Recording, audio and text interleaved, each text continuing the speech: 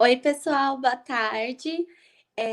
Eu vim apresentar para vocês nosso primeiro dia do Congresso de Biociências 2020 online. Queria agradecer todo mundo por ter se inscrito e estar participando desse modo novo do Congresso com a gente.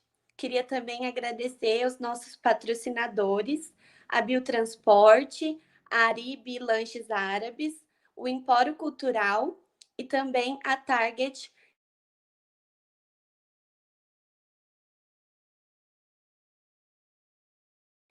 Primeiro, a gente vai ter um formulário de presença. Nesse formulário, vai ser um formulário por dia, tá? Um hoje, que será aberto às 5h30 da tarde, e um amanhã, que também vai ser aberto às 5h30 da tarde. Nesse formulário, vocês vão ter que escrever algumas palavras-chave. Durante o dia, entre as duas palestras, serão soltas duas palavras-chave embaixo aqui da tela do YouTube, tá? E esses formulários, o link está disponível aqui na descrição, ok? As dúvidas, elas serão tiradas através do chat do YouTube ou também em um formulário que está na descrição do vídeo, tá? Também queria informar vocês que vai rolar um sorteio a partir de hoje de um livro patrocinado pela Empório Cultural lá no nosso Instagram. Então, se vocês quiserem participar, entra lá no nosso Instagram e sigam todas as regras para vocês participarem desse sorteio, ok? Então, para a gente começar certinho o nosso primeiro dia do nosso congresso, eu queria apresentar a primeira palestrante, que dará a palestra sobre privação de sono durante a pandemia.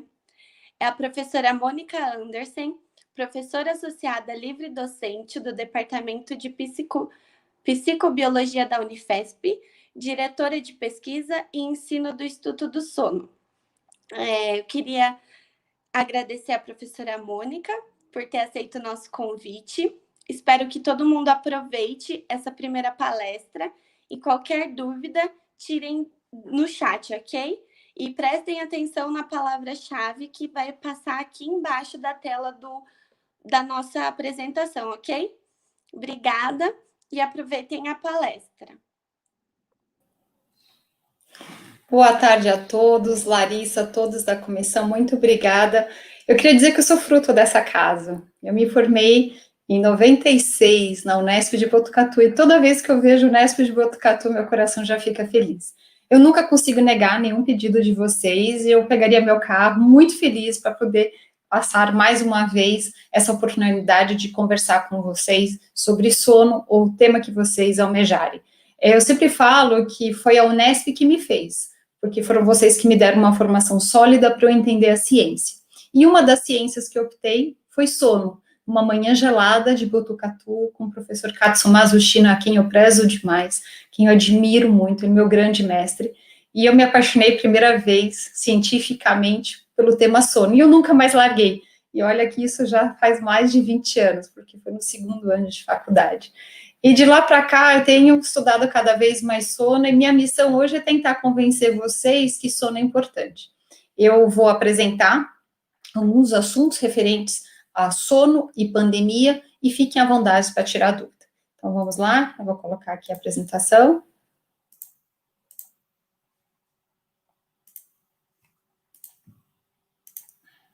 Está passando, tem a tela? O slide está aqui na tela de vocês. Posso continuar? Pode sim, professora. Tá tudo Perfeito. certo? Obrigada, Larissa. Então, vamos lá. Cada vez mais nós somos uma sociedade que não dorme, mas para a gente entender a falta de sono e sua repercussão sobre as nossas vidas, primeiro a gente tem que entender as funções do sono. Vamos lá. Tenta imaginar vocês na graduação, na pós-graduação, passando uma madrugada inteira estudando e aí fazendo a prova em seguida. Sabe aquela sensação, sei que eu sei, mas eu não me lembro? Pois bem, isso que acontece quando a gente passa a noite em claro e tenta reter uma informação. Isso não é possível se a gente não tem um sono de qualidade. O sono é importante para adquirir uma informação, armazená-la e depois evocá-la no momento oportuno. Se a gente não dorme bem, a gente fica dependendo dos post-its, de mensagens no celular, de alertas na nossa agenda, tentando nos fazer memorizar uma informação que o sono poderia facilitar esse caminho. Também já é documentado pela literatura que um sono bom é responsável por uma saúde mental adequada. Se a gente não dorme bem, já tem indícios que isso pode levar à depressão, a quadros de ansiedade e outros transtornos mentais. Um bom cardiologista hoje sabe que sono e coração têm uma relação direta. Nós sonhamos 4 a 6 vezes por noite e nesses momentos a gente tem aumento da pressão arterial. Por isso que é muito importante um cardiologista não saber só a medicina da vigília, mas também a medicina do sono. Ainda, se a gente não dorme bem, e aí eu peço para vocês fazerem um exercício, tenta imaginar a última vez que você passou uma madrugada estudando, fazendo alguma atividade. Eu aposto que vocês tiveram mais fome, mais gula, mais apetite. Pois bem, a falta de sono, ela leva a gente a querer comidas mais calóricas, hiperlipídicas. Ninguém consegue passar uma madrugada estudando pensando em comer uma salada de chuchu. A gente acaba abusando dos chocolates, das gorduras e por aí vai. E ainda, para a preservação da nossa barreira imunológica, isso quem faz é o sono. Se a gente tivesse que definir em uma palavra a importância do sono, eu diria que é equilíbrio. A falta de sono é desequilíbrio, enquanto que o sono ele confere esse bem-estar, esse equilíbrio interno, que a partir de agora a gente vai chamar de homeostase. E esse equilíbrio, essa regularidade ao longo da vida, ela é modificada pelos padrões de sono. Quando nós nascemos, um bebezinho, ele dorme em média de 16 a 18 horas em 24. Depois, esse tempo de sono vai reduzindo gradualmente. Vamos conhecer melhor? Olha só essa figura. Aqui podemos observar essas 16, 18 horas de sono ao nascer e ao longo da vida esse tempo de sono vai reduzindo. A parte do sono que a gente mais perde é justamente a fase dos sonhos, que em inglês vem da dominação movimento ocular rápido, a gente mexe muito os olhos quando a gente sonha. Um bebezinho, metade daquilo que ele dorme é sonhando, olha que curioso. E aí vem a pergunta, com que será que o bebê dorme? Ele dorme com aquilo que ele vivencia, assim como nós, o batimento cardíaco da mãe, a voz da mãe, o cheiro da mãe e dos familiares ali ao redor. Ao longo desse tempo de vida, nós vamos incorporando mais informações. Por exemplo, na fase que vocês estão agora, trabalhos online, estudos à distância, tudo isso é uma informação nova para o nosso cérebro, por isso que os sonhos, o conteúdo dos sonhos tem sido modificado durante a pandemia. Imagina que até alguns meses atrás ninguém usava máscara, agora é um objeto diário, constante e obrigatório. E com isso, nossos sonhos, que permeiam o nosso cotidiano, acabam tendo essa interferência do dia a dia. Na terceira idade, nós vamos ter uma redução do tempo de sono e também do sono REM. Nós, que estamos aqui em adultos jovens, né, por exemplo, vocês devem estar aqui na faixa dos 19, 30, eu já estou nessa faixa aqui, mais ou menos 20 a 25% daquilo que a gente dorme é na fase dos sonhos. Como que a gente pode medir as fases do sono? Por meio de um exame de noite inteira feito em laboratórios de sono. Nós temos mais de 1.000 laboratórios de sono no Brasil. Aqui nós temos a exemplificação de uma voluntária que colocou todo o aparato para fazer esse exame, que é um registro de múltiplas variáveis biológicas durante o sono, uma atuação muito importante para o biomédico, por exemplo. Olha só, esse registro é chamado de polissonografia, ele vai revelar como é a noite de sono desse indivíduo. E antes que alguém me pergunte, eu já adianto, é capaz, sim, de cada um de nós dormirmos muitas horas, mesmo com todos esses fios colados no nosso cérebro, e cintas torácicas e tantos outros registros que são feitos durante a noite. Ainda que possa incomodar um pouco, a pressão para o sono é maior e a pessoa adormece. Se a gente tivesse que, então, separar o sono de uma forma didática, nós temos uma divisão entre sono REM, aquele dos sonhos, e tudo aquilo que não é sonho, os americanos, na década de 50, chamaram de não REM, que é dividido em N1, N2, N3. Um sinônimo de fase 3 é o sono de ondas lentas, aquele que o cérebro fica muito lentificado. Agora, se a gente for fazer registro de noite inteira e distribuir as fases de um indivíduo saudável, normal e sem queixas de sono, a gente vai ter um mapa do sono que nós vamos denominar a partir de agora de hipnograma. Para a questão didática, eu coloquei aqui 8 horas, mas uma informação muito importante para vocês armazenarem é que cada um de nós tem um desenho programado de tempo de sono. Algumas pessoas precisam de 9 horas de sono, outras se satisfazem com 6. Isso é uma diferença individual. Ao adormecer, que leva geralmente de 5 a 20 minutos, para quem não tem problemas de sono, nós vamos começar então na fase N1, N2, aquela que mais predomina ao longo da noite, N3, e podemos ter um breve despertar, depois a gente vai para N2, N3, e aí nós vamos ter o primeiro episódio de sonho, que ele é muito rápido, muito efêmero nessa primeira parte da noite. E assim sucessivamente, nós vamos formando uma arquitetura do sono, que nas primeiras 4 horas são denominadas de sono essencial.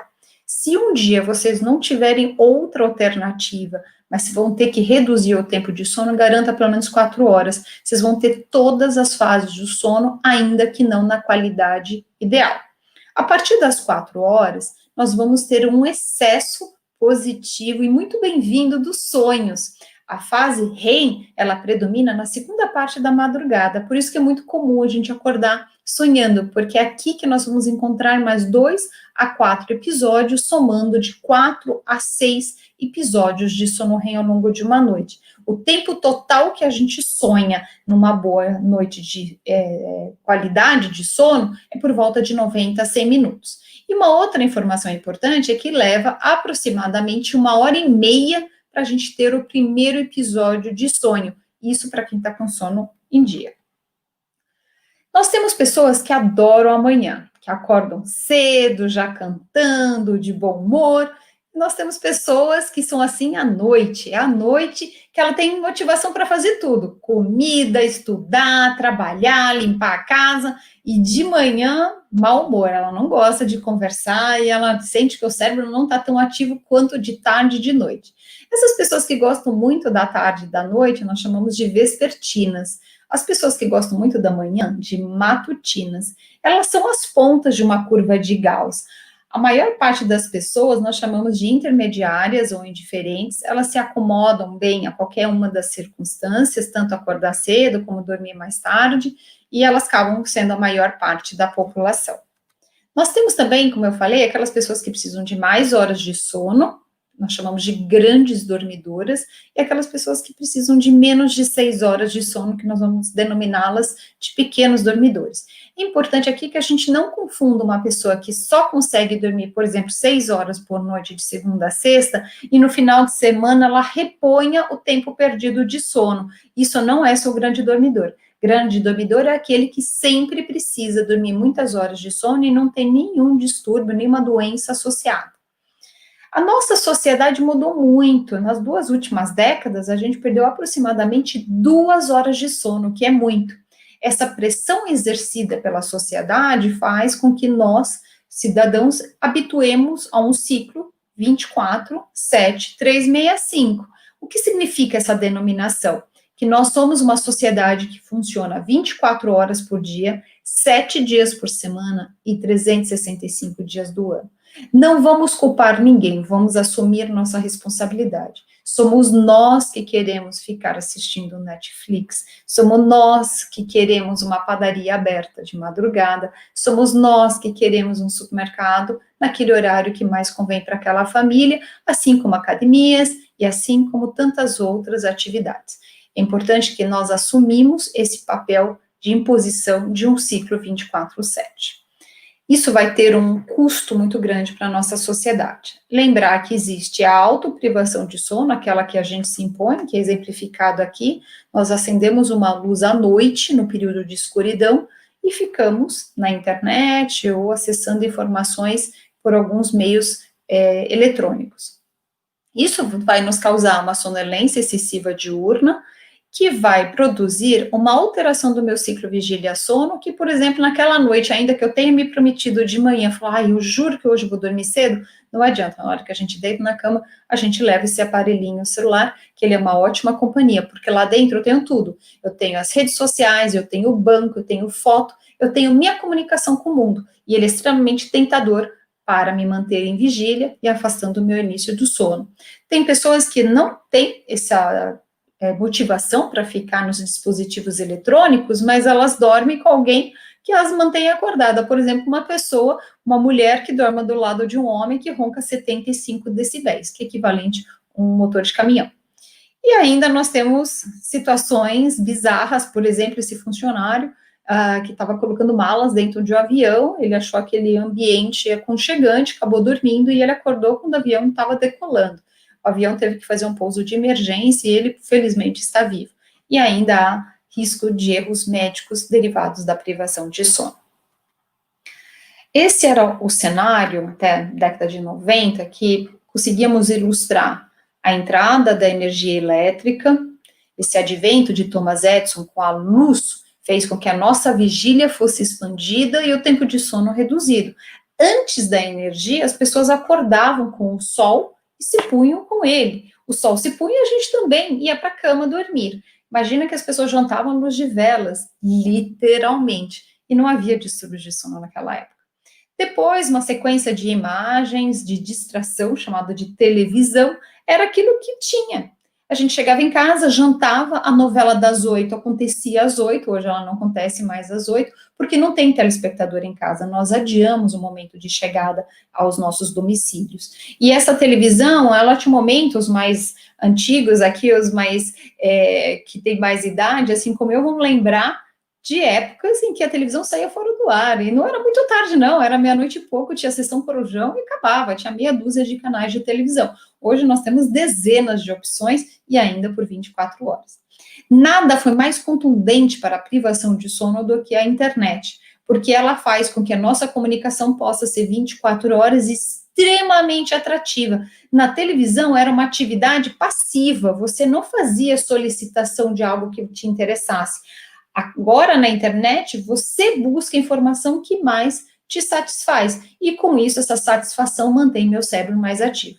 E, infelizmente, nós somos palco hoje na nossa humanidade de um episódio sem nenhum precedente, que é a pandemia, que modificou o ciclo vigília-sono.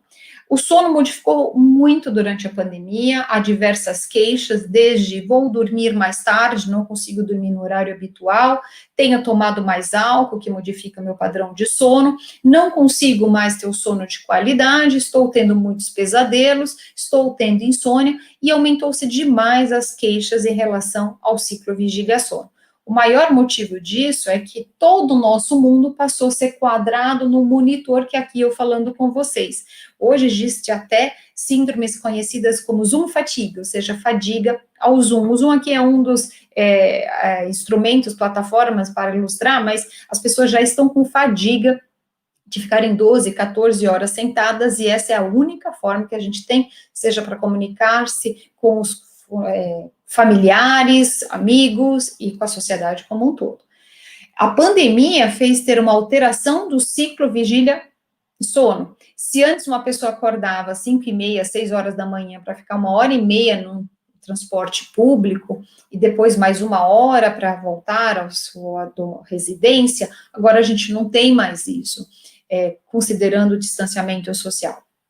As pessoas agora podem ficar em casa, num trabalho remoto, e ela não precisa mais acordar às 6h10, mas isso fez com que o ciclo, que a gente deve sempre manter regular, não se estabeleça mais, e a pessoa acaba oscilando dentro do seu ciclo vigília-sono, dificultando tanto o início do seu sono, como a sua manutenção. Uma dica para vocês manterem regular o ciclo vigília-sono é se expor à luz natural de manhã. Se alguém me disser assim, mas eu moro num apartamento, eu não consigo me expor à luz natural, consegue sim, senta do lado da janela e receba essa luz no período da manhã, que ela ajuda a sincronia por bloqueio da liberação do hormônio endógeno chamado de melatonina. Nós temos mais de 80 doenças do sono, que é um campo de atuação de médicos, farmacêuticos, biomédicos e tantos outros profissionais, é uma área multidisciplinar. Considere sono se você ainda não determinou seu futuro profissional, porque 70% das grandes cidades têm queixas de sono, ou seja, vocês já estão estudando aquilo que afeta a maioria. Se vocês pensarem em distúrbios respiratórios, e aí é conhecida a famosa apneia obstrutiva do sono, 1/3 da população de São Paulo tem ela diagnosticada pelo Instituto do Sono. E se a gente pensar na insônia, que é mais prevalente nas mulheres, 1/3 das mulheres de São Paulo também se queixam de insônia. A falta de sono, mais essas doenças do sono, levam consequências para a nossa vida. É documentado que a falta de sono leva a mais ansiedade, agressividade, irritabilidade, mais consumo de drogas, cause mais brigas conjugais, inclusive com divórcios, doenças cardíacas, depressão, entre tantas outras.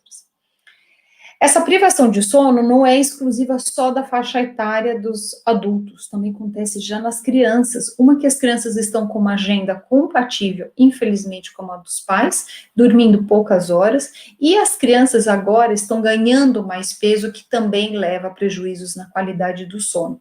O que pode ser feito foi uma iniciativa aqui dessa escola americana, horário de entrada era às 8 horas da manhã, e essa escola fez, olha só, uma iniciativa muito interessante. Ela adiou por 30 minutos o começo das aulas. Aí alguém está aqui pensando assim, mas são 30 minutos? Não deveria fazer diferença. Eu aposto que muitos aqui, se ganhassem a oportunidade de 29 minutos a mais de sono, iam ficar bem mais felizes. E foi o que aconteceu. Esses jovens relataram que eles se sentiam mais alertas, que é diferente de estar acordado. Menos relatos de depressão, os professores mencionaram que os alunos eram mais concentrados em sala de aula e os pais disseram que os filhos eram mais bem-humorados na hora do jantar. Essa relação de bem-estar com sono pode ser ilustrada aqui com esses dois trabalhos, por uma outra vertente que é a alimentação. Quando nós estamos privados de sono, ninguém fica sonhando com brócolis refogado, com fio de azeite. O que a gente sonha quando a gente está privado de sono? Pizza, hambúrguer, batata frita, petit gâteau e tantas outras delícias. E é documentado que uma noite de privação de sono, por exemplo, aqui uma noite inteira sem dormir, já aumenta nosso apetite. E um outro estudo mostrou que 3 noites sem ter o sono de ondas lentas, aquele que eu mencionei, que é sinônimo de N3, causa uma situação de pré-diabetes em indivíduos que eram, então, saudáveis. Aqui está um resumo do que a falta de sono faz. Nós vamos ter uma alteração de memória, nós vamos ter erro de julgamento, que pode nos comprometer numa estrada. Por exemplo, um motorista privado de sono cronicamente, ele superestima a sua capacidade de ultrapassar 5 carros de famílias. E ali nós podemos ter acidentes envolvendo dezenas de pessoas. Sonolência excessiva diurna, mais risco a injúrias e acidentes, são aproximadamente mais de 40 mil mortes nas estradas brasileiras todos os anos.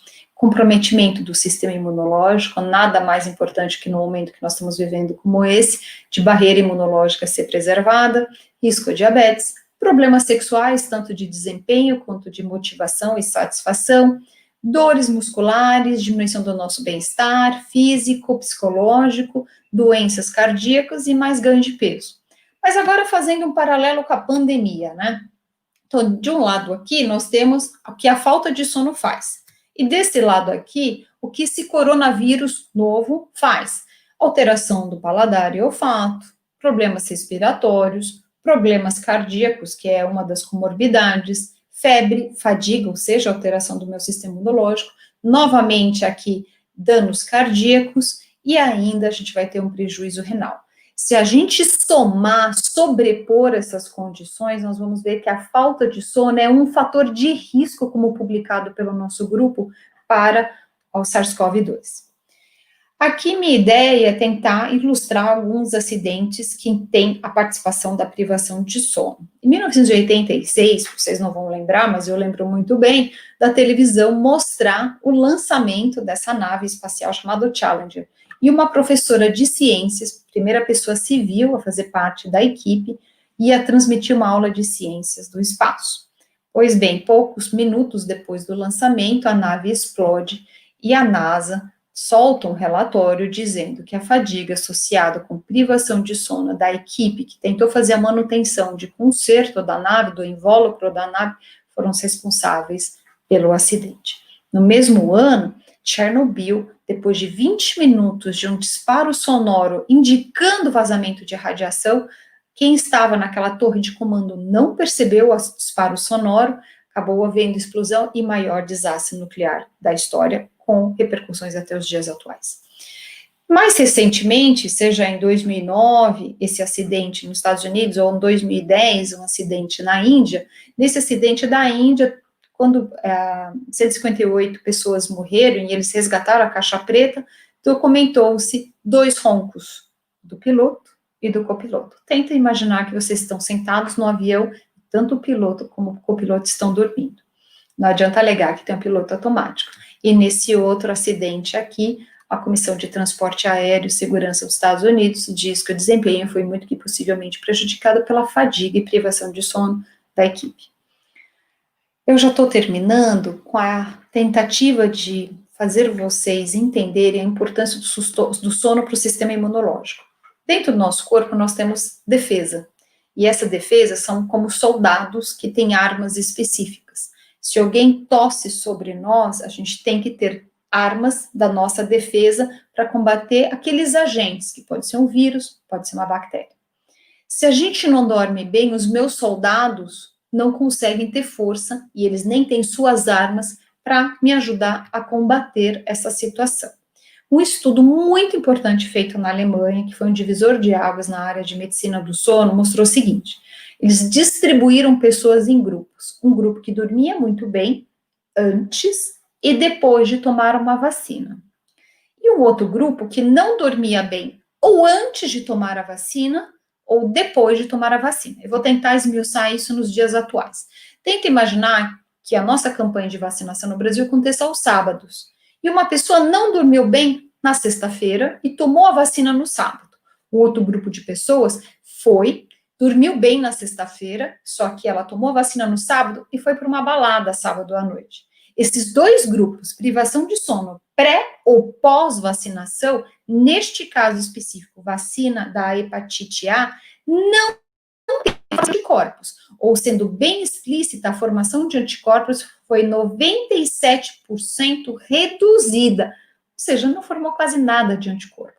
Esse antígeno, que foi esse agente externo, não teve a forma do corpo se proteger formando anticorpos. Nesse outro estudo aqui, eles distribuíram as pessoas novamente em 2 grupos, aquele que dormia 7 horas e estava satisfeito com 7 horas, e um grupo de pessoas que só pôde dormir 5 horas. E fizeram um desafio imunológico com uma substância que vai causar o resfriado. Pois bem, as pessoas que dormiram 7 horas e estavam satisfeitas com seu padrão de sono, metade delas ficou resfriada. Sendo que quem dormiu 5 horas, quem dormiu menos, de 5 horas, ou no máximo 5, metade ficou doente, e quem dormiu 7 horas, somente 18% ficou resfriado. Isso mais um indicativo que nós precisamos dormir bem para ter integridade do sistema imunológico. Mas eu ainda vou tentar convencê-los ainda mais. Nesse estudo, eles fizeram um desafio imunológico contra H1N1, e essa vacinação mostrou-se eficaz naqueles que dormiam bem. 5 noites não dormindo bem fez com que, mesmo depois de quase uma semana, não tivesse a formação de anticorpos específicos de H1N1 como esperado. Nós estamos no momento em que a ciência vai tirar a gente dessa pandemia com o advento de uma ou mais vacinas. Nós estamos perto, mas nós não sabemos se elas vão ser eficazes. Só que nós precisamos de um sono bom, um sono que dê bem-estar, que tenha integridade do meu sistema imune para que a gente possa ter saúde. E assim nós não sermos mais palco de quase 120 mil mortes no Brasil. Cada um de nós aqui já conhece alguém que teve coronavírus novo, que teve SARS-CoV-2. E infelizmente vai crescer cada vez mais o número de pessoas que perdeu um ente querido. Por isso, pense nisso quando você for tentar ficar uma noite sem dormir. Pensa que o seu sistema imunológico agradece se a gente tiver um sono de qualidade. E como fazer para dormir bem? Nós temos que ter medidas que fazem um sono melhor. E como que a gente chama isso? Higiene do sono. Evite luz artificial, mas tenha acesso à luz natural nesse momento de pandemia. Que está em laranja, eu tenho chamado a atenção por o momento atual que nós estamos vivendo. Evite comer demais à noite. Não fique pensando em problemas. E nesta fase atual, se você é muito sensível a informações negativas advindo de noticiários em relação à Covid-19, controle. Faça até uma certa hora do dia como eu faço. Eu só acesso o noticiário até o período da tarde. Evite café e outras bebidas estimulantes. Evite celular ao lado da cama. Eu sei que é difícil, mas faça esse esforço, você vai ver que o seu sono agradece. Evite dormir muito tarde. Faça exercícios físicos durante o dia. Estar em pandemia não é motivo para a gente não fazer exercício. Todo mundo aqui consegue, pela internet, ter acesso a vídeos e brincar com os familiares dentro de casa, a forma da gente se exercitar. Isso é muito importante para o sono também. E cuidado com o consumo excessivo de bebidas alcoólicas. Mantenha um ambiente favorável, respeite o seu cronotipo. Isso significa que se você é vespertino, você possivelmente vai ter dificuldade de dormir às 9 horas da noite. Se você é matutino, priorize o seu sono na hora que você sente que é a sua janela de oportunidade do sono. E aqui a medida mais importante para um sono de qualidade, que é estabelecer horários regulares. Isso vale para o café da manhã, almoço e jantar. Não adianta um cérebro que cada dia recebe uma informação, que horas almoçar, jantar e dormir. Se a gente tiver regularidade, a gente produz menos radicais livres, nosso sistema imunológico fica mais forte e certamente a gente vai ter um sono de mais qualidade. E é isso que eu desejo para todos vocês. Muito obrigada pela atenção e, novamente, uma grande satisfação de fazer parte da história de Botucatu, mesmo depois de tantos anos de formada.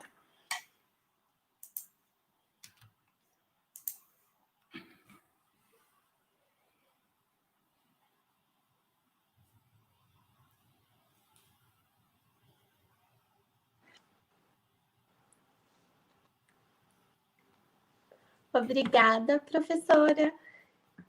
Eu Tá que ouvindo agradeço. certinho? Tá travando? Sim. Eu queria agradecer muito por ter aceito o nosso convite. Eu sei que é um prazer para a senhora participar sempre das coisas aqui da Unesp, né? Então, agora, vamos passar para as perguntas no chat. A gente tem bastante pergunta. É um tema muito interessante, né? Que as pessoas gostam de saber um pouquinho mais sempre. Então, a primeira pergunta, professora, gostaria de saber se distúrbios metabólicos crônicos, como o hipotireoidismo, diabetes, entre outros, sempre irão interferir no sono, ou o sono está mais relacionado a outros fatores psicofisiológicos? Pergunta muito boa. Então, olha só. Essas condições alteram o padrão de sono. E esse sono alterado também pode alterar a tiroide, por exemplo. Só para mostrar o que um artigo mostrou e depois outros se sucederam comprovando isso, a falta de sono por uma única noite aumenta o hormônio tiroestimulante, que a gente chama de TSH, em 200%. Para ser mais precisa, 188%. Isso mostra que não dormir bem pode causar distúrbios metabólicos, como essas alterações do metabolismo também repercutem, diminuindo a qualidade do sono. Acaba virando um ciclo vicioso, assim como dor e sono, assim como alterações cardíacas e sono, e você tem que cortar essa fita para não ter esse ciclo vicioso. Como fazer isso? Conversar com especialistas de forma a introduzir uma medida para melhorar o sono ou melhorar o metabolismo para tentar esse ciclo vicioso não acontecer.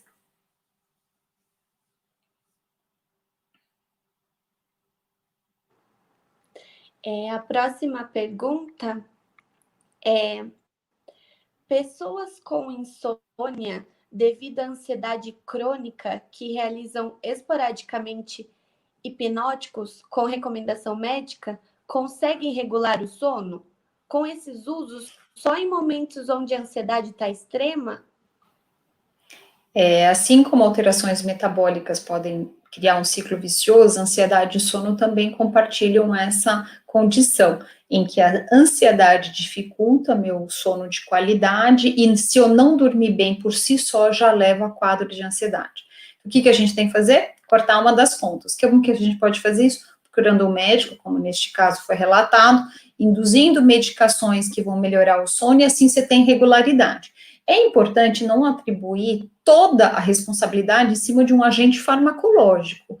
também temos que fazer as medidas de higiene de sono que eu comentei. Se ficarmos embaixo de uma luz à noite, acessando notícias negativas, olhando o meu celular, olhando redes sociais com vida alheia, que na vida alheia todo mundo é feliz, que só leva ansiedade em quem está vendo, né? Com tudo isso, se eu fizer, o agente farmacológico tem seu efeito, mas você pode incorporar medidas comportamentais, que é essa minha sugestão. Associar o medicamento, se necessário, se corretamente prescrito, com medidas de higiene de sono. O sono agradece. Próxima pergunta. Acordar constantemente cansado significa não alcançar o sono bem por tempo suficiente? Quando nós temos um sono de qualidade, na quantidade ideal, a gente acorda sem precisar do celular. Se vocês me perguntarem quanto tempo vocês precisam de sono, eu vou te dizer quanto tempo você precisa dormir para acordar sozinho. Durante as férias, a gente até sabe quanto tempo, que você percebe qual a sua tendência, mais para madrugada, menos para madrugada, e que horas que você gostaria de acordar quando você não tem nenhuma demanda profissional ou de faculdade para fazer. Se vocês estão acordando cansados, significa que ou está faltando quantidade, você precisava de 7 horas e está dormindo 5, por exemplo, ou 6 horas e 45, continua faltando 15 minutos. Vai computando 15 vezes 52 semanas, vezes 365 dias no ano, que já dá um débito importante da horas de sono. Ou está faltando qualidade do sono, que pode ser modulado por distúrbios de sono, por exemplo, apertamento ou ranger dos dentes, que nós conhecemos como bruxismo do sono. Se a pessoa dormiu por 8 horas, mas teve bruxismo quase o tempo todo, ela não vai se sentir plena de manhã. O que ela tem que fazer? Entender quais são os motivos de estar perdendo ou qualidade ou quantidade de sono, e se nesse caso procurar especialistas da área de medicina do sono. Ok. Próxima pergunta. Porque mesmo dormindo por um longo período, mais de 6 horas, acordamos com aquela sensação de cansaço, como se estivesse cochilado e acordado em seguida. De novo, aquilo que eu falei, se vocês não estão tendo a quantidade ideal, não tem como se sentir com sono satisfeito. Quer uma dica? Tenta desligar o celular, o despertador esse final de semana. Nós estamos perto. E veja que horas você gostaria de dormir e que horas você acorda. Aí é um indicativo se você é mais matutino, vespertino, se você é um grande dormidor, um pequeno dormidor, e quais são suas janelas de oportunidade. Por exemplo, tem pessoas aqui, Larissa, digamos que seja você, que você gosta de dormir à meia-noite.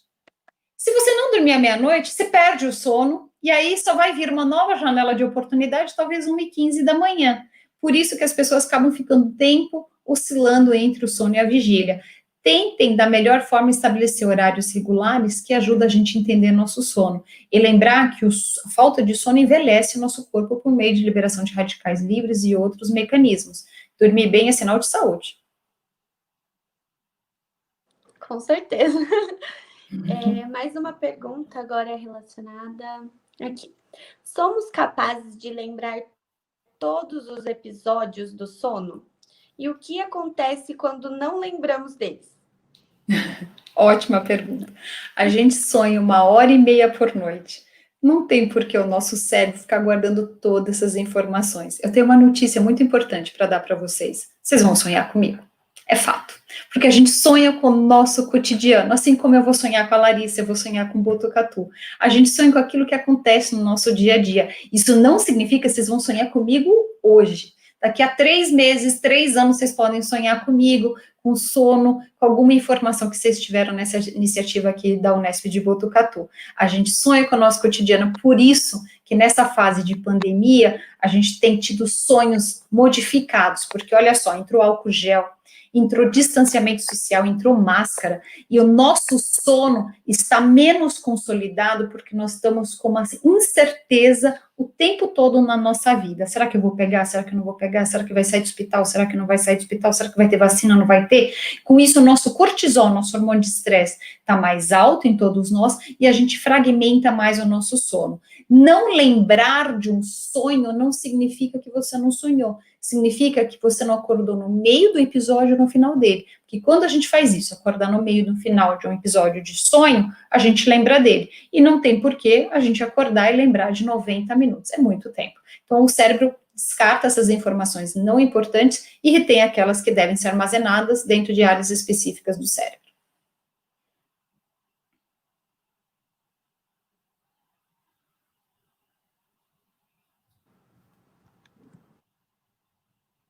Travou.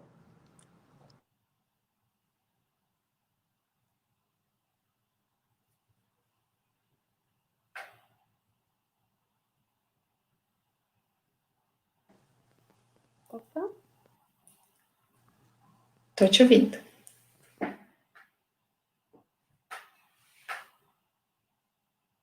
pouquinho a internet.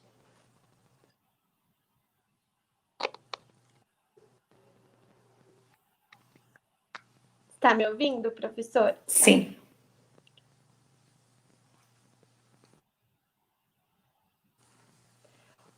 Próxima pergunta, aqui do formulário, bem legal. O uso próprio e medicinal de cannabis pode auxiliar alguém a restabelecer o ciclo? Ele não vai ajudar a restabelecer o ciclo.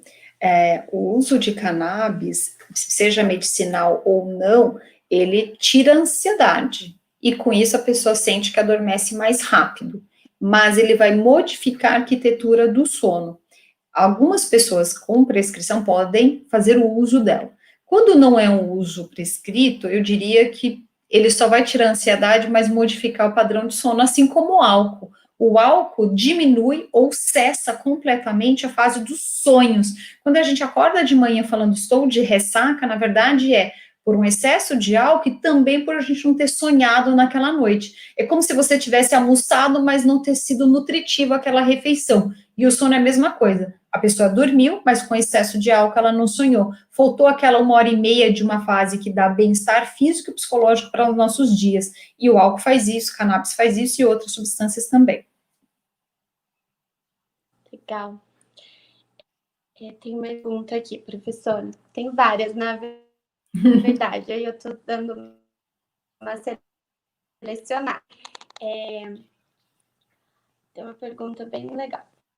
Pessoas com insônia devido à ansiedade crônica que realizam esporadicamente hipnóticos, acho que eu já fiz essa pergunta, né? Tá sendo Acho que já.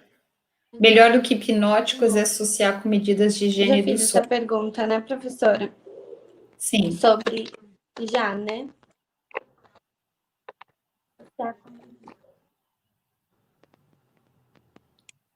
Que tá atualizando aqui toda hora. Aqui, ó. Com a melhora da qualidade de vida em relação a fazer exercícios e se alimentar de maneira equilibrada, é determinante na melhora do sono?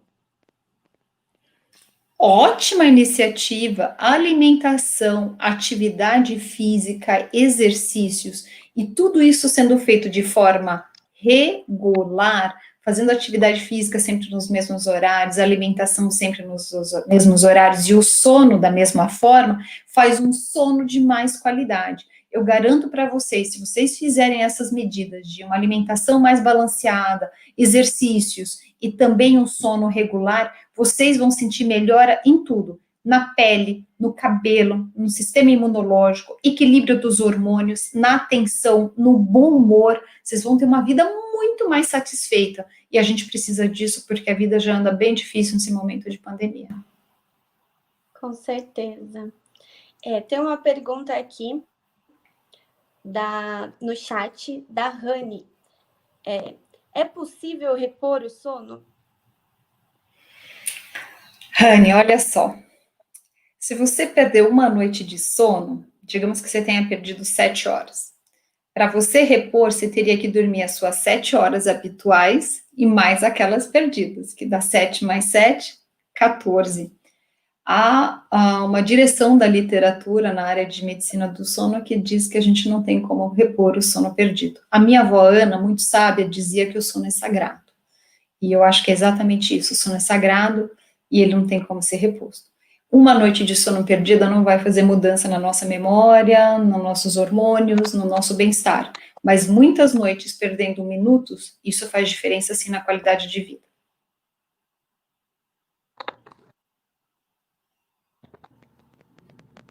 Ok. A Larissa Fávaro perguntou qual seria, se a senhora teria um conselho para dar para uma mãe de um recém-nascido? Que pergunta bonita. Quase não dorme. Parabéns. Parabéns pelo nascimento do bebê. A vida tem que continuar e bebezinhos são bênçãos e milagres, que bom. Parabéns. Só que o seu sono deve estar completamente bagunçado. Porque os bebês, eles têm um sono que a gente chama de polifásico. Eles acordam, dormem, acordam, dormem, acordam, dormem, e assim vai. E o sono da mãe vai no mesmo embalo. Os ciclos são de mais ou menos 1 hora e meia, ou seja, essa mulher não deve estar dormindo muito. Mas pensa que cada vez mais, e é rápido, esse bebezinho vai aumentar o tempo de sono, chegando a 3, 4 horas seguidas, e logo o teu sono normaliza. Esse logo significa mais ou menos quando ele tiver 15, 16 anos. Depois vai piorar um pouquinho, porque ele vai entrar na adolescência, você vai ficar preocupada com ele. O sono geralmente nunca mais volta a ser como era, mas a mãe é tão satisfeita com aquele sono que ela acaba não tendo as mesmas consequências de uma pessoa que não fosse pelo nascimento de um filho. O que você pode fazer é dormir nos momentos que o bebê estiver dormindo, se você tiver essa possibilidade.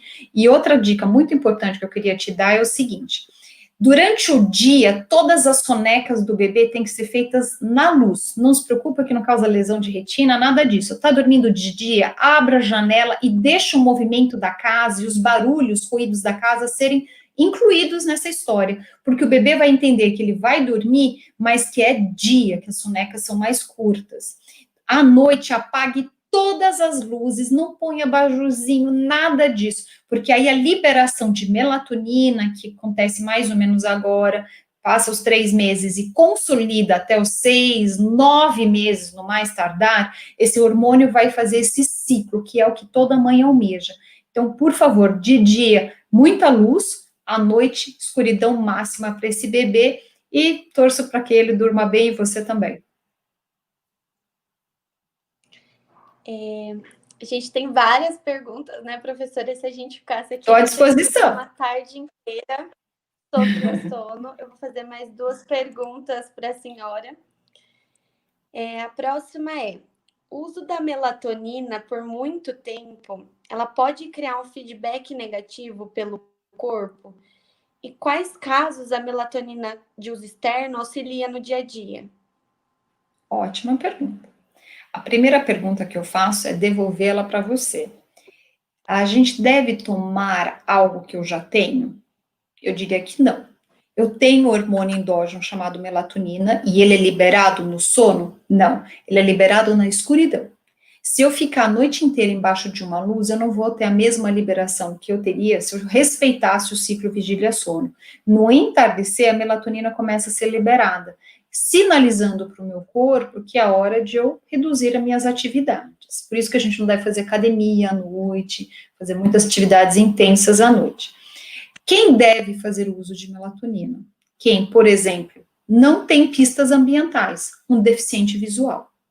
O idoso, porque na terceira idade a gente tem redução da melatonina. Aí sim, está faltando no meu corpo e eu vou repor um pouco. Eu acho indicado para aqueles idosos que precisam. Você vai fazer uma viagem para um outro continente, 12 horas de fuso, aí também pode ser indicado. A melatonina, ela é um facilitador do sono, ela não é um indutor. Neste momento de pandemia, se alguém, infelizmente, tiver uma notícia muito triste em relação a qualquer episódio, a qualquer assunto, não há toneladas de melatonina que vão fazer esse indivíduo dormir. Neste caso, você precisa de um indutor de sono. A melatonina facilita aquilo que já aconteceria. Se você está num momento de estresse, um momento de preocupação, uma mãe cujo filho passou no vestibular, uma iminência de divórcio, término de um relacionamento, quer fazer auxílio dela? É auxílio, ela não faz mágica. A minha sugestão é incorpore medidas de higiene e de sono, elas são muito mais eficazes do que tomar algo que a gente ainda não sabe todas as consequências, tá? E jamais para criança. Ótimo. E como última pergunta para a gente finalizar, teve uma pergunta no chat de que como devemos realizar a higiene do sono? Em que A higiene do horário sono. ela deve se iniciar? Ela deve se iniciar às 24 horas do dia. Então, olha só, atividade física, faça durante o dia. Se expõe à luz natural durante o período claro, que pode ser preferencialmente de manhã, mas também pode ser à tarde. Por que de manhã? Porque aí você já bloqueia a liberação de melatonina no período da manhã e deixa ela ter o ritmo dela, que ela vai ser lentamente liberada no período da tarde, chegando no seu ápice à noite. Faça refeições regulares. Assista o noticiário ou atividades que te causam um pouco mais de estresse no momento que for mais oportuno para você, mais longe do período da noite. Faça atividades relaxantes, por exemplo, meditação, oração, tocar um violão, ouvir uma música no entardecer para a noite, para você se sentir relaxado. Isso é muito importante. Não leve problemas para a cama, deixe eles do lado de fora. Eu sei que parece fácil falar, mas se começar a vir pensamentos negativos, tenta substituí-los por coisas boas. Pensa aquilo de bom que aconteceu no dia de hoje, na semana, no mês, no ano. Lembra da sua infância? Tenta lembrar de pessoas ou momentos especiais para que somente pensamentos positivos e não o estresse que vai liberar cortisol permeie o seu sono. Muitas pessoas falam tomar leite à noite. O leite em si não tem quantidade de triptofano suficiente para induzir o sono, mas ele facilita pela atividade relaxante. Você pode tomar um copo de água, um copo de chá, desde que não tenha cafeína, para tentar relaxar, mas tudo aquilo que é feito de forma calma, tranquila e prazerosa ajuda no sono. Pais, mães, não adianta chegar em casa no momento, né, que não havia distanciamento social e brincar com as crianças de pega-pega, esconde-esconde, ou muito celular e muito videogame à noite, porque a criança fica hiperalerta. Fica muito difícil depois de tirar o fio da tomada e falar para a criança, agora você dorme.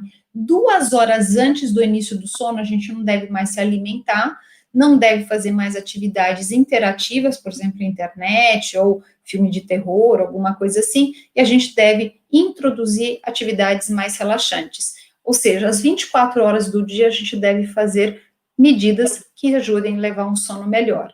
Eu queria agradecer muito a atenção de vocês. Como eu falei, Botucatu mora no meu coração. E eu queria compartilhar com vocês, aí eu só preciso de um e-mail que tem uma capacidade maior, não sei se é da Larissa ou da comissão, e eu vou enviar para vocês essa coleção de livros infantis, na verdade são gibis, ó, são fininhos, e são 23 exemplares, é um sonho que eu tive de participar da criança, a importância da ciência, quem sabe a gente vai ter mais cientistas, e se vocês puderem divulgar, é gratuito, eu vou mandar em formato de e-book, se eu tivesse indo em Botucatu, eu levaria os gibis impressos, né? Mas a ideia é que vocês compartilhem com os familiares, com os colegas, mostrando o quanto que a ciência faz uma vida melhor. E se por meio do sono a gente atingir essa felicidade, fico muito agradecida de poder contar para vocês um pouquinho do que eu sei e que eu aprendi aí em Botucatu. Ai, professora, a gente agradece muito. Muito obrigada pela sua disponibilidade. A senhora pode Sempre. enviar para a gente por e-mails de bis, que a gente, da comissão, a gente passa para todos os inscritos que se inscreveram no congresso, para que todos tenham acesso a esse material. E só temos a agradecer, professora, foi muito produtiva essa palestra. Tenho certeza que muitas dúvidas ainda vão ficar, né? Mas a gente pode marcar um outro dia com uma outra palestra para a gente falar sobre mais um pouco sobre sono, porque ele tem muitos caminhos, né?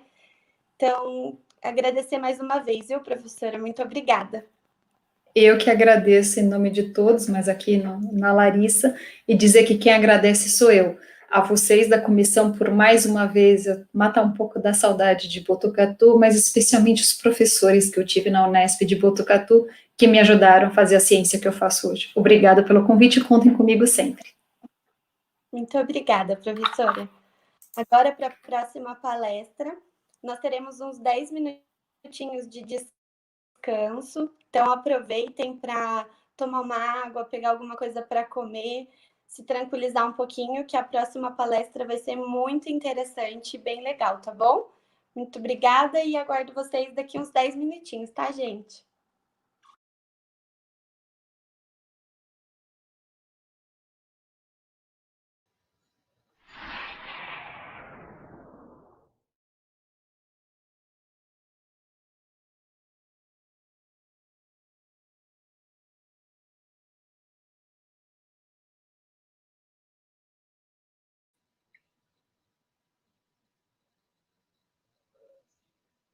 Oi, pessoal, tudo bem? Então, voltando aqui ao nosso ciclo de palestras de hoje, dia 29 de agosto. Antes, né, lembrando vocês, não deixem de ficar atentos à palavra-chave, né, dessa segunda palestra.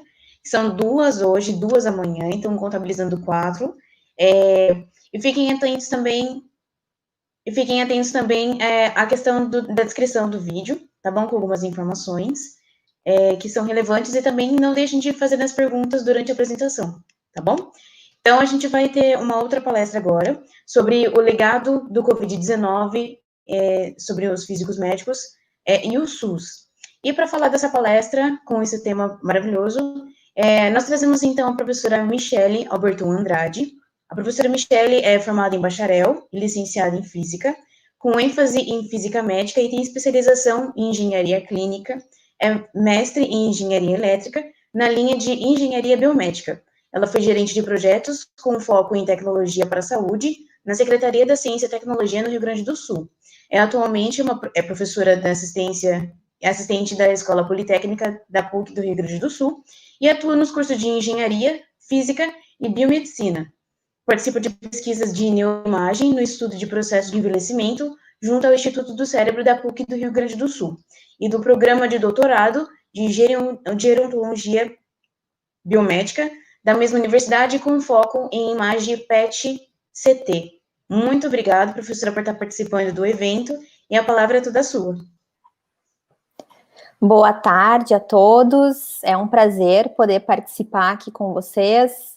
Eu já gostaria de agradecer imensamente o convite para participar do evento. Os temas estão muito interessantes e eu já assisti a palestra anterior e pretendo assistir as palestras de amanhã também. Eu fiz uma apresentação, então, dentro desse tema do Covid, ligado, então, com a física médica e com os impactos também que a gente tem em relação ao sistema de saúde, sempre fazendo o link, então, com a comunidade científica. Eu vou compartilhar, então, aqui a apresentação com vocês, rapidamente.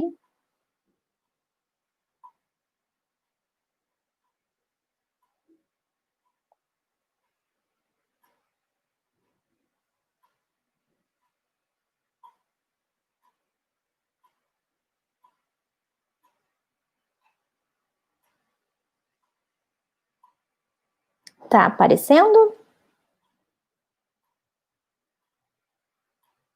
Agora foi, professora? Tudo certo? Posso continuar? Sim. Certinho. Boa apresentação. Muito obrigada. Então, o tema que a gente vai conversar um pouquinho é sobre, então, esse legado da Covid-19 para a física médica e também para o SUS. Eu organizei a apresentação em 4 partes, na verdade. Então, dar uma pequena retrospectiva do nosso contexto, vamos falar do entendimento desse contexto, de ações de enfrentamento e de lições que a gente pode tirar, então, desse momento que a gente está passando, que é um momento de pandemia. Então, em 31 de dezembro do ano passado, as autoridades lá da cidade de Wuhan, na China, comunicaram à Organização Mundial da Saúde sobre esses casos de pneumonia que estavam acontecendo, muitos casos. Em 7 de janeiro foi identificado, então, um novo tipo de coronavírus lá naquela cidade, e em 30 de janeiro, então, praticamente um mês depois, né, da primeira notificação, a OMS, então, ela declara uma emergência de saúde pública considerada de importância internacional. Bom, é a 6ª vez na história que a gente tem esse tipo de evento, de uma emergência de saúde pública. Então, outros famosos que nós tivemos foram 2009, onde tivemos o surto da H1N1, que eu estou me lembrando agora. 2014, a gente teve uma relacionada com o Ebola, e mais recentemente, em 2016, a gente teve o surto da Zika vírus, e agora nós temos o surto do Covid. Em 11 de fevereiro, então, esse novo tipo de coronavírus, ele recebeu um nome, ele foi batizado como o SARS-CoV-2, que é, então, o patógeno responsável pela doença da Covid-19, e no Brasil nós registramos o primeiro caso em 26 de fevereiro desse ano, que era um senhor de aproximadamente 60 anos de idade, que estava retornando de uma viagem que ele havia feito na Itália. 11 de março de 2020, então a OMS caracteriza esse surto do Covid como uma pandemia. Pandemia não pela gravidade da doença, mas pelo contexto geográfico, né, pela distribuição geográfica que essa doença ela acabou tomando. Com isso, então, começamos o movimento. Devemos lavar as mãos, devemos usar álcool gel para higienizar, quando não for possível, né, fazer a higienização das mãos com água e sabão, medidas de distanciamento, evitar contato e também mais ações de teletrabalho e ensino emergencial remoto, no qual ainda, infelizmente, ainda estamos inseridos.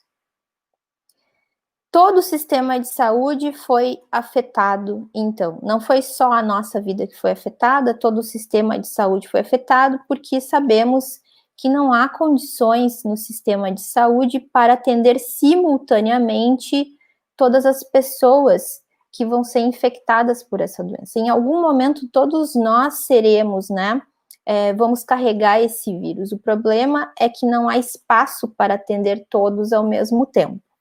Então, a gente trabalha com essas medidas para realizar o que a gente chama do achatamento da curva, para que se distribua esses casos no tempo, de modo que o sistema de saúde consiga nos abarcar.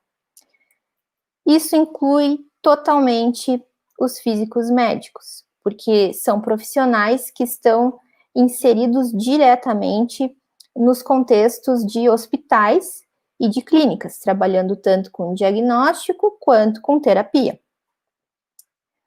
E onde um físico médico ele trabalha, então? Ele pode trabalhar na radiologia diagnóstica intervencionista, na medicina nuclear, na radioterapia, em medidas de proteção radiológica, fazendo projetos, na área de metrologia, né, de calibração de instrumentos, processamento de sinais biomédicos, e aí isso inclui processamento de imagens biomédicas também, e também no contexto educacional, não só na formação de novos físicos médicos, mas também como o físico clínico hospitalar, ele é responsável por fornecer treinamento para os demais profissionais que trabalham nesses setores. Também é tarefa do físico as questões de controle e garantia da qualidade. Mas o novo contexto que a gente está inserido, ele demanda mais ações ainda de garantia de qualidade, de forma que a gente consiga manter os padrões de segurança também, para que os pacientes continuem tendo acesso a estes serviços. E daí nasce um grande desafio para toda a comunidade e para os físicos médicos não é diferente. Que desafio é esse? É conseguir prover, ainda conseguir manter esse provimento tanto de informações quanto de recursos para que a gente continue desempenhando as nossas atividades e dando suporte também para os demais setores de forma segura. Então, agora a gente começa a dar uma olhada como é que foi o entendimento do problema. Então, ok, nós estamos passando por uma pandemia, é uma cepa nova do vírus que nós não temos conhecimento, mas nós só vamos conseguir ter ações legítimas e eficazes de combate quando a gente consegue realmente entender o que está acontecendo. Então, aqui nesse artigo, ele é um artigo muito interessante, que ele faz um mapeamento de tudo que a comunidade científica ela vem trabalhando, os assuntos que ela vem trabalhando, no sentido de entendimento tanto da doença quanto da disseminação. E a gente pode ver que os artigos eles foram categorizados praticamente em 3 grandes áreas. Então, ali em vermelho, os artigos relacionados à prática clínica, em azul, os artigos relacionados com o entendimento da patologia e também os métodos terapêuticos, e em verde, os artigos relacionados com a preparação dos ambientes e também com os controles de infecções. E aí tem algumas palavras-chave, né? Então, essas bolinhas que aparecem um pouco maior são palavras-chave que são recorrentes entre essas publicações científicas. Então, ali a gente pode ver febre, idade, tosse, recomendações, cuidado, desenvolvimento, mecanismos, entre outras. Falando um pouquinho mais da área da física, tem uma publicação na Nature, recente, né, de junho, que ela faz esse mapeamento de como a comunidade científica ela se mobilizou para o entendimento do coronavírus, no sentido de profissionais, cientistas saíram das suas áreas originais de pesquisa. Então, por exemplo, esse depoimento que está aparecendo ali, dessa pesquisadora, a Roser, ela é uma pesquisadora de física quântica. No entanto, está destacado ali em amarelinho, em certo momento da entrevista, ela diz, olha, as nossas atividades diárias, elas acabaram por perder um pouco da importância frente à situação que nós estamos passando. Então, ela foi uma das pesquisadoras que parou as suas pesquisas na área de física quântica e direcionou as suas pesquisas mais para a área biológica. Tem um infográfico nesse artigo que mostra justamente essa transição de áreas que está acontecendo devido à Covid-19. A gente dando um zoom aqui, trazendo para a nossa área, que é a área da física, o que nós vemos? Então, a gente vê um grande movimento de pesquisadores que originalmente eram de física da matéria condensada ou de física de altas energias, agora publicando artigos relacionados à modelagem e também aspectos de epidemiologia relacionadas à doença do Covid, então, áreas biológicas. E uma outra parcela explicando, então, essa relação, a importância dessa relação entre a comunicação científica, a física, os métodos e como isso impacta a sociedade. Ontem, eu fiz uma pesquisinha rápida em 2 bases de dados bem famosas, usando essa palavra-chave, apenas COVID. Então, a primeira busca que eu fiz foi no Archive, lembrando que o Archive ele é um repositório de pré-prints, né, são artigos que não passaram por revisão de pares, e a gente tem artigos de diversas áreas, de física, matemática, estatística, biologia, economia e entre outras, medicina também. Então, relacionados com a palavrinha COVID, achei um total de 2.089 artigos. Desses 2.089, eu fiz uma seleção, então eu queria somente os artigos relacionados Covid na área da física, então eu achei 536. É expressivo, né? A gente está vendo que aproximadamente 1/4 dos artigos desse repositório estão dentro da área da física, então é uma contribuição significativa. Para a gente ter outro comparativo, eu fiz uma pesquisa também no PubMed com a palavra Covid e eu achei 44.540 artigos ontem, né? Lá no PubMed não tenho como fazer essa divisão por áreas. Mas eu coloquei outras palavras-chave para eu ter uma noção da grandeza desse número. Então, para Alzheimer, dentro do último ano, que é o período que eu fiz essa pesquisa aqui, a gente tem cerca de 14.000 artigos dentro do último ano. E se a gente colocar cardiovascular, dentro do último ano, nós temos em torno de 75.000 artigos.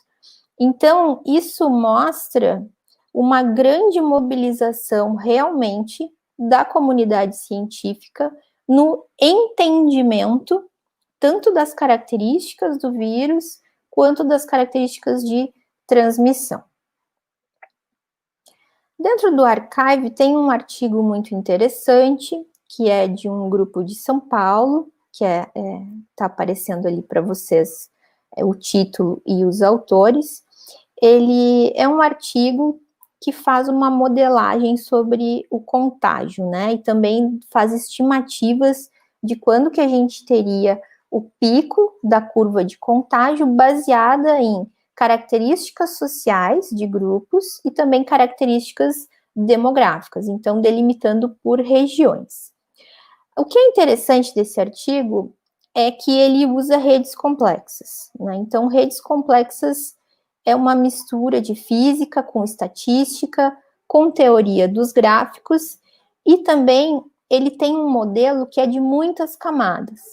Então, ele usou essas camadas aqui para fazer a modelagem. Então, a camada casa, camada trabalho, camada transporte, camada escola, camada religião e uma camada aleatória. Em cada uma dessas camadas, os pontinhos, eles estão representando os indivíduos e os traços, eles representam, então, quando há interação entre esses pontos, entre os indivíduos. Estudos, então, os resultados desse estudo, eles têm várias formas de apresentação, mas aqui o que a gente pode ver, né?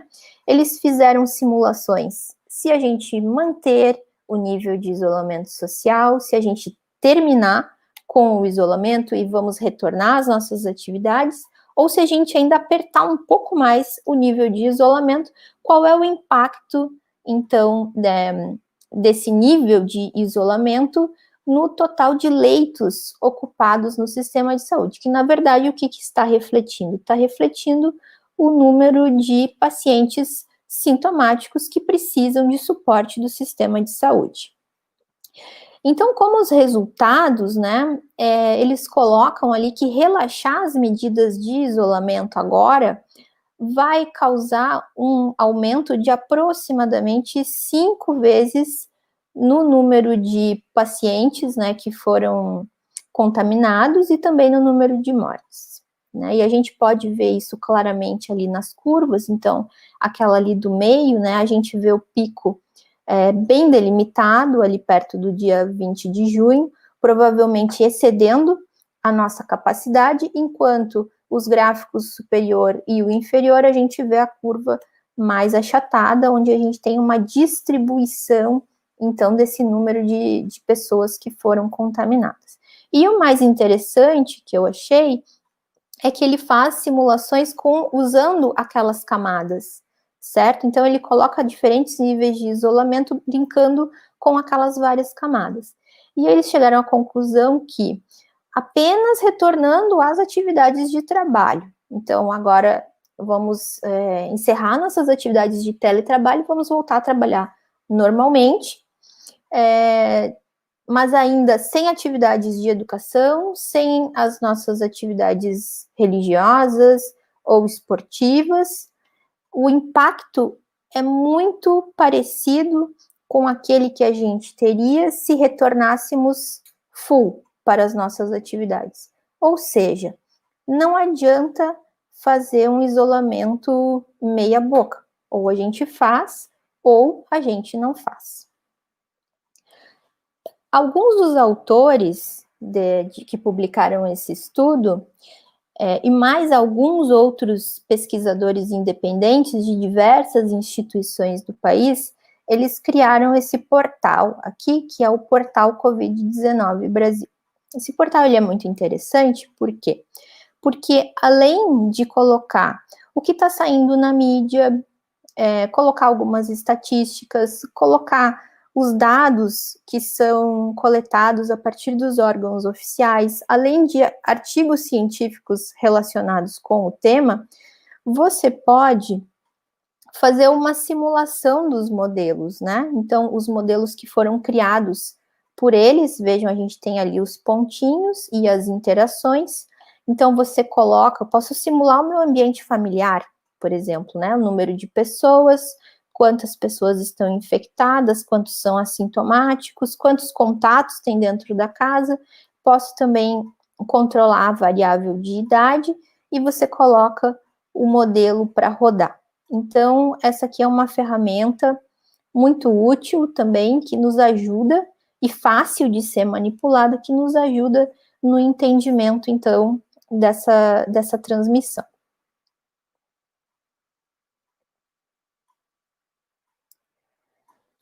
Outra iniciativa muito importante foi a de entender a estrutura do vírus, né? Então, ok, temos um novo tipo de coronavírus, mas como é a estrutura? O que compõe?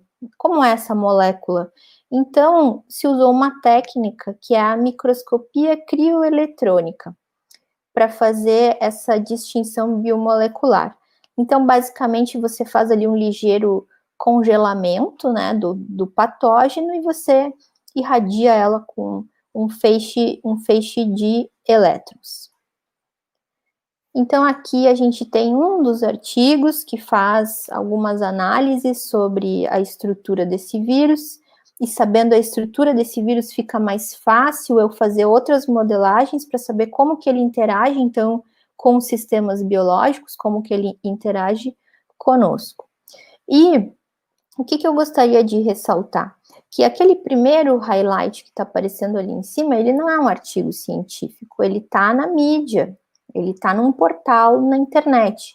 Então, o número de notícias em portais relacionadas a pesquisas científicas é algo que a gente vê que tem subido bastante. E isso está levando a uma valorização do nosso trabalho.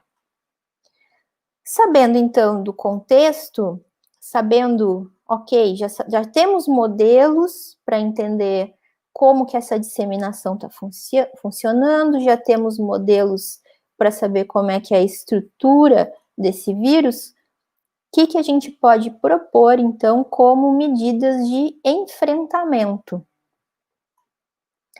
Então, eu trouxe algumas medidas aqui. Essa também é de um grupo de São Paulo, que inclusive está fazendo uma patente desse produto, né? Então, basicamente, é usar nanopartículas de prata. As nanopartículas de prata, elas promovem interações eletrostáticas ali nos grupos de carbono, hidrogênio, oxigênio, de modo que elimina os patógenos, tá? A única característica é que os tecidos, eles têm que ser esse policóton, né, que é algodão com poliéster.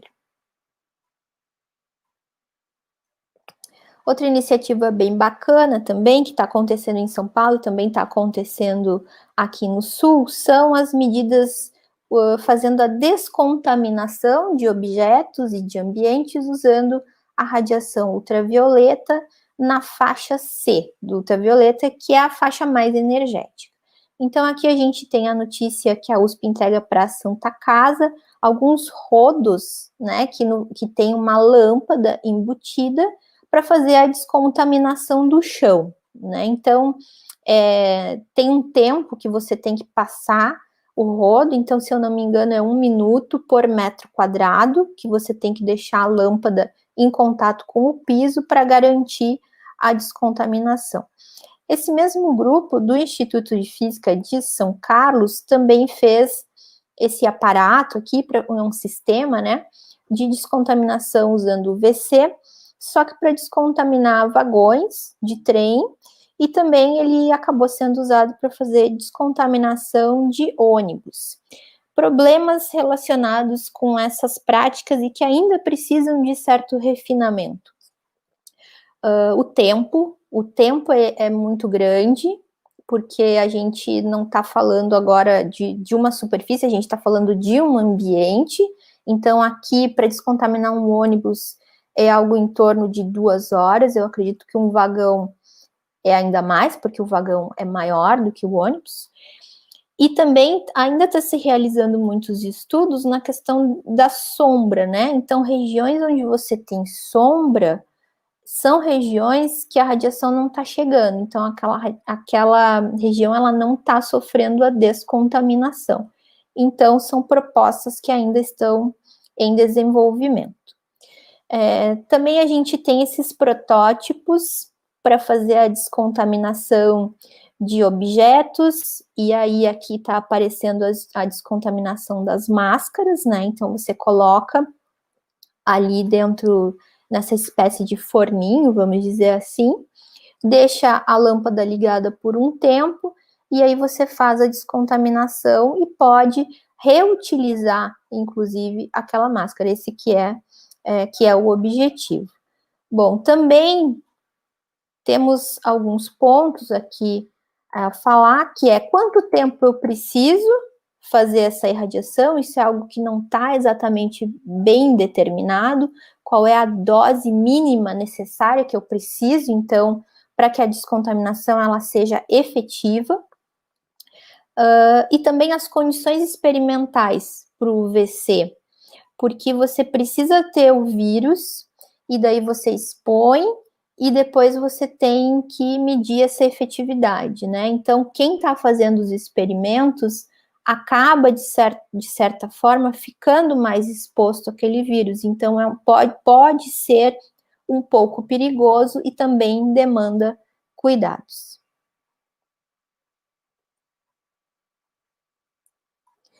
Outra iniciativa muito bacana é do Ministério da Saúde, que tem agora um banco de imagens para diagnóstico de coronavírus. Então, esse banco de imagens tem imagens de raio-x convencional e também imagens de tomografia computadorizada de tórax, né, para pacientes normais e pacientes com o COVID. O acesso é totalmente gratuito, basta você fazer um cadastro e você tem acesso a todas as imagens.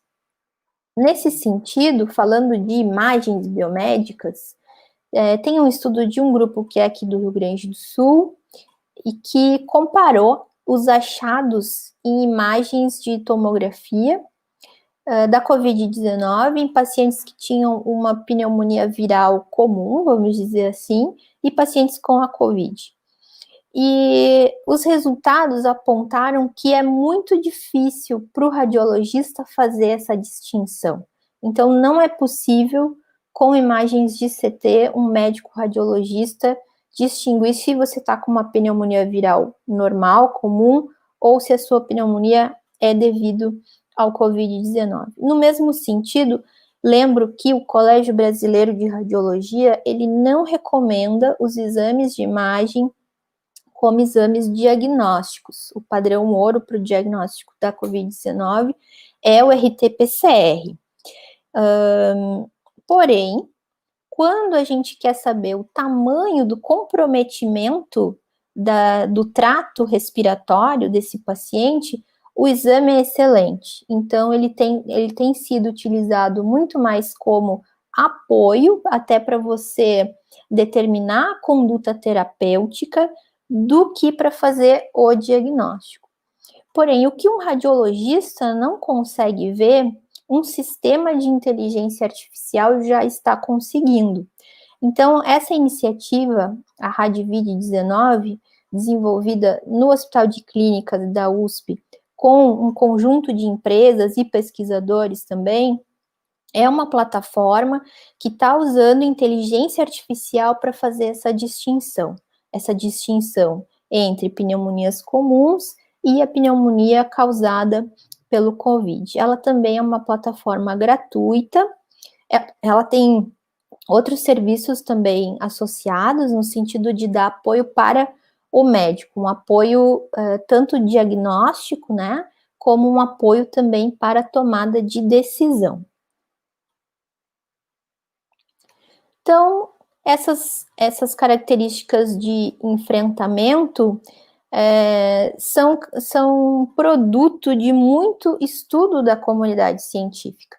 Mas nós temos diversos físicos que estão no contexto clínico. Então, eles estão na linha de frente, eles estão lá dentro do hospital, né, adaptando toda a sua vida para continuar conduzindo os serviços de forma segura, para que a população ela continue sendo atendida. E como que está sendo, então, essa adaptação? Aqui eu trouxe o Código de Ética da Associação Brasileira de Física Médica para lembrar que a gente deve sempre buscar o interesse e o bem-estar do paciente e que também a gente não deve exercer as nossas atividades quando as condições elas não forem adequadas, as condições de trabalho, ou quando essas condições de trabalho elas puderem de alguma forma prejudicar o meu paciente ou os outros profissionais com quem eu estou trabalhando, ou até mesmo uma pessoa do público. Então, o que a gente pode destacar, né? Eu dividi aqui em 3 setores, que são a divisão mais comum que a gente vê. Então, na medicina nuclear, onde a gente usa, então, radioisótopos para fazer imagens funcionais, a gente teve o fornecimento do FDG reduzido em 60%. Se nós não temos FDG, nós também não temos como fazer os exames, não tem como fazer um PET-CT, né? Então, o número de exames foi drasticamente reduzido, isso em todo o Brasil. Com isso, acabou por acontecer uma flexibilização das rotinas, das jornadas de trabalho, né? Então, se eu não estou fazendo o mesmo número de exames, eu também não tenho por que manter todos os funcionários do quadro aqui dentro do serviço. E a CENEM também flexibilizou um pouco as práticas terapêuticas. Então, a medicina nuclear, ela não faz apenas imagens, ela também trabalha com uma prática terapêutica chamada iodoterapia, então, onde a gente usa iodo 131, e a gente pode dividir essas práticas em 2, né, ambulatorial e quando o paciente ele tem que ficar internado. Então, a CENEM flexibilizou doses acima de 50 mg, que antes eram doses para fazer internação, você pode fazer ambulatorial. Claro que isso não se aplica para todos os casos, né? Cada caso ele tem que ser analisado individualmente.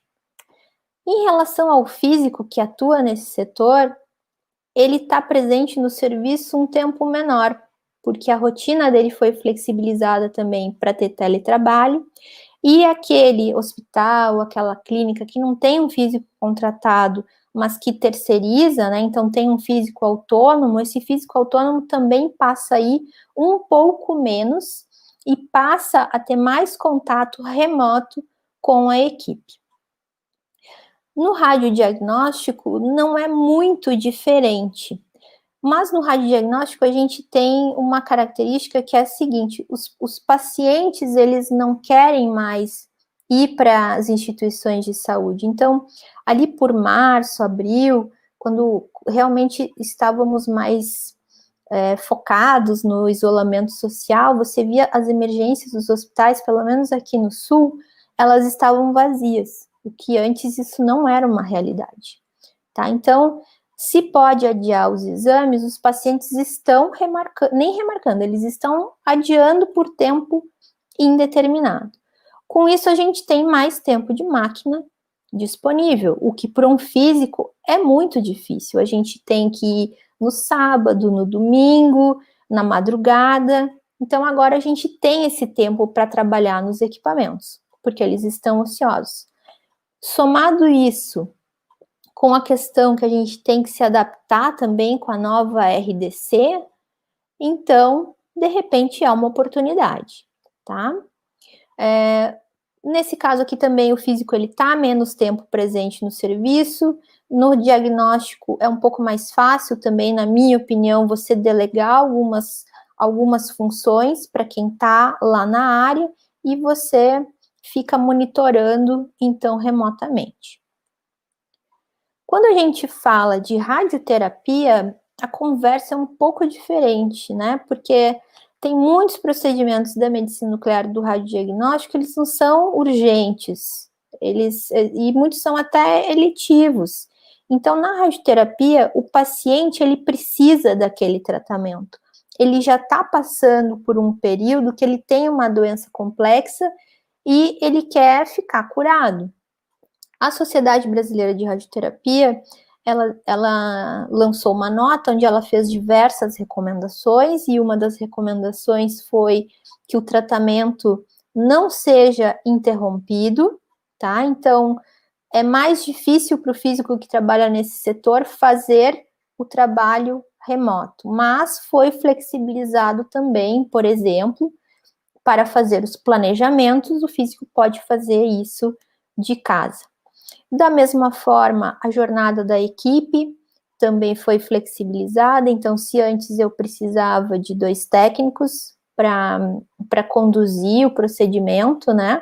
Agora está sendo possível fazer apenas com 1, e também a gente tem ações de telemedicina em relação às consultas de segmento clínico, que isso também não acontece nas outras 2 modalidades. Então, aqui o paciente ele tem um acompanhamento mais individualizado, né, e o radio-oncologista também faz esse segmento junto.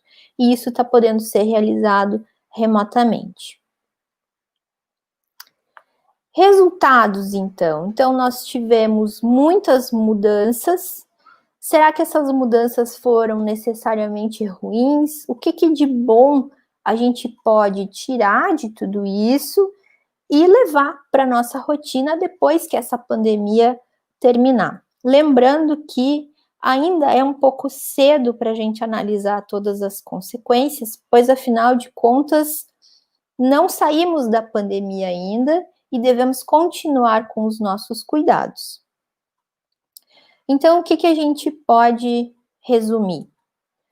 Que a comunicação entre as equipes ela está mais efetiva, né? Por quê? Porque as pessoas estão menos tempo no serviço, rodízio de funcionários, teletrabalho, então a comunicação ela tem que funcionar melhor.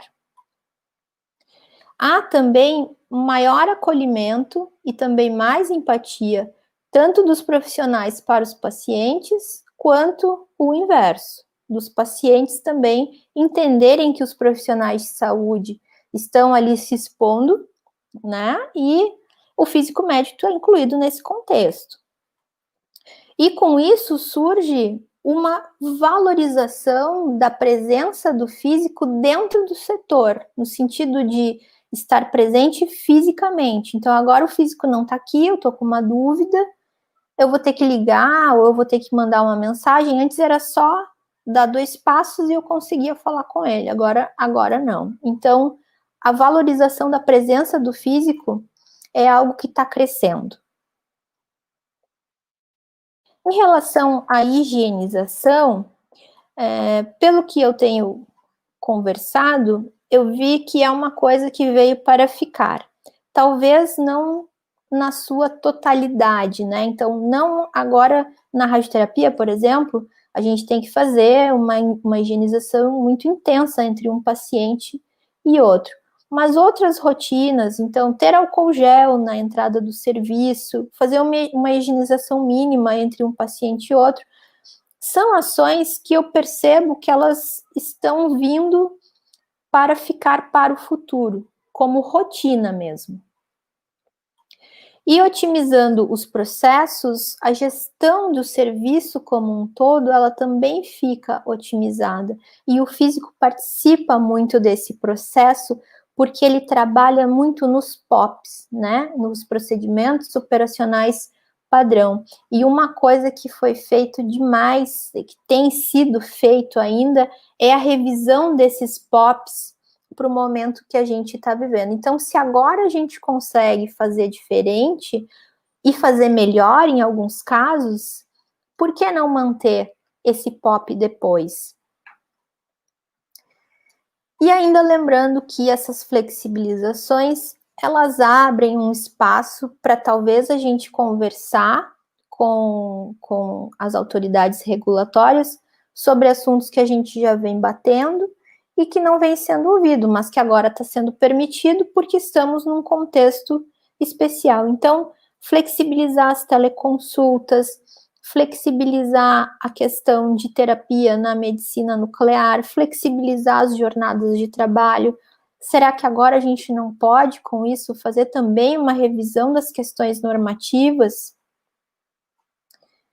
E acho que, valendo para todas as instituições de saúde, a gente tem um maior controle no acesso às dependências. Então, isso foi algo que o Covid nos trouxe, que também eu acho que deve permanecer. Então, ok, para entrar, você tem que estar de máscara, você tem que se registrar, tem que passar o álcool gel nas mãos, e existe um controle de quem efetivamente está acessando os serviços. É um acompanhante, ou é só o paciente? Isso nos traz mais segurança para o paciente, segurança para os funcionários do setor. Bem, com isso, acho que a nossa maior conclusão é que o físico, no geral, e o físico médico também, ele passa a ganhar mais visibilidade, né? Porque a sociedade passa a ver que a gente existe, de fato, e com isso também a gente ganha respeito, certo? O que leva a uma maior valorização da ciência como um todo. Então, a gente está num momento que a população está ouvindo a ciência para fazer esse enfrentamento e esse combate. E isso é algo que eu acho que veio para ficar. Talvez ainda não esteja acontecendo no nível que nós pesquisadores, que nós físicos, que nós comunidade científica gostaríamos, mas com certeza já é um passo para a gente seguir evoluindo. Agradeço imensamente a todos que estão presentes e deixo o meu contato à disposição se alguém quiser conversar. Muito obrigada. Muito obrigada, professora, pela sua palestra. Todas as informações foram maravilhosas. Muito bom ampliar esse conhecimento em relação à área da física médica, né, a contribuição também que os físicos têm para a sociedade e para a comunidade científica. Muito obrigada, viu? Obrigada. Professora, antes da gente entrar nas perguntas, que estão uma melhor do que a outra, você precisa ver. Nossa. Tá assim. Então, um dos nossos patrocinadores, né, se vocês da comunidade científica já se depararam com algum tipo de impasse, procurando algum serviço de tradução, até mesmo versão de artigos para publicação, até mesmo elaboração de protocolos, e também sobre relatórios médicos. A Target é uma empresa que é especializada nesse tipo de serviço, né, de tradução de área científica, da área da medicina e também da sub-área da farmacologia, que oferece esse tipo de serviço. Então, não deixem de acompanhar, aqui no chat também deixaram o @ né, o Instagram da Target. Então, não deixem de aproveitar e ir lá, curtirem, compartilharem e de verem mais aprofundadamente o serviço que eles têm a oferecer, tá bom?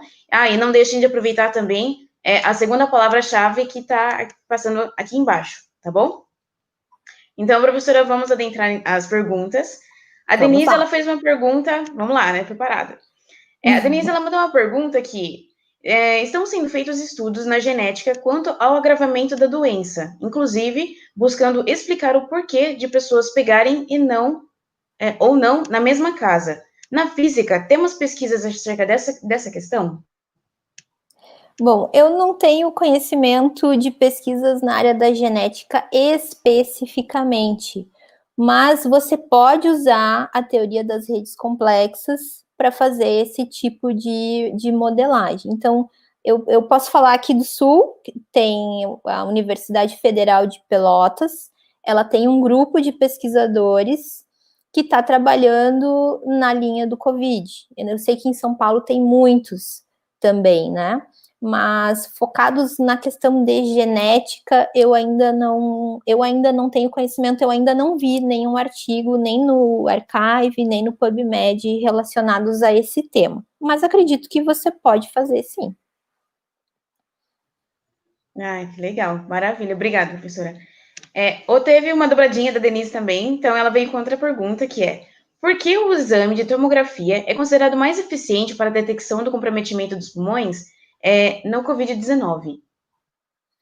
Porque ele é considerado mais eficiente? Porque você tem um maior número de cortes, né? Então, na radiologia convencional, a gente só tem duas exposições. Então, o paciente ele faz uma exposição de frente e uma exposição de lado. Na tomografia computadorizada, para o tórax, isso vai depender um pouco do protocolo de serviço, mas você pode girar de 150 até 200 imagens, né? Com cortes muito finos. Então, você tem um nível de detalhamento e também de contraste, no sentido de conseguir diferenciar as estruturas, que é muito maior do que na radiologia convencional. Por isso que se recomenda o CT ao invés do raio-x normal. Mas o raio-x normal, para muitos casos, ele é super efetivo também, não vamos demonizar. Maravilha. Professora, você no final da palestra falou sobre a relação da valorização da ciência, principalmente, né, nesses últimos períodos, né? E a Paula, ela veio com uma pergunta que é: você considera que a partir da sinergia entre pesquisa, hospitais e empresas, seja possível valorizar mais a ciência e fomentar a pesquisa e desenvolvimento no país?